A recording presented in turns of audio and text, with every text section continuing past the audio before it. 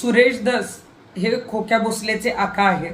सुरेश धस यांना खोक्या भोसले हा डबे घेऊन जायचा. आता ते कसले डबे घेऊन जायचा हे सुरेश धस आणि खोक्याला माहिती. परंतु आज सुरेश धस यांनी जेव्हा एका पोर्टलला सांगितलं की त्यांच्या हत्येचा कट शिजवला जातोय किंवा कोणी अशा पद्धतीची माहिती दिली अडकवण्याची, हे सगळं माहिती आहे, तर सुरेश धसांनी तातडीनं पोलीस स्टेशनला तक्रार दाखल करावी, गुन्हा दाखल करावा. त्यांचा गृहमंत्र्यांवर विश्वास नाहीये का?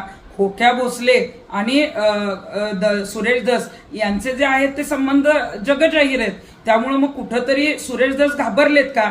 आणि मग त्यांना चित्रपटांची आवड आहे, त्यामुळे चित्रपटांचे डायलॉग, चित्रपटांचे सीन क्रिएट करणं हे त्यांना फार छान जमतं. त्यामुळे अशा पद्धतीचे काहीतरी डायलॉग मारायचे, काहीतरी सीन जो आहे तो क्रिएट करायचा आणि बातमी द्यायची. म्हणजे स्वतः सुरेश धस यांना विलन करण्याचा कोणी प्रयत्न करत नाही, पण त्यांना बीडच्या राजकारणात जे आहे ते हिरो व्हायचंय. म्हणून अशा पद्धतीचा जो आहे तो या प्रकरणाचा बाऊ करण्याचा प्रयत्न केला जातोय, सहानुभूती मिळवण्याचा प्रयत्न केला जातोय. आणि खोक्या भोसलेला सुद्धा या प्रकरणात सुरेश धस वाचवण्याचा प्रयत्न करतायत. त्यांना खरोखरच एवढी गंभीर गोष्ट माहीत असेल, त्यांना जी नावं माहिती असतील, अशी जर घटना समोर आली असेल तर ताबडतोब त्यांनी गुन्हा दाखल करावा.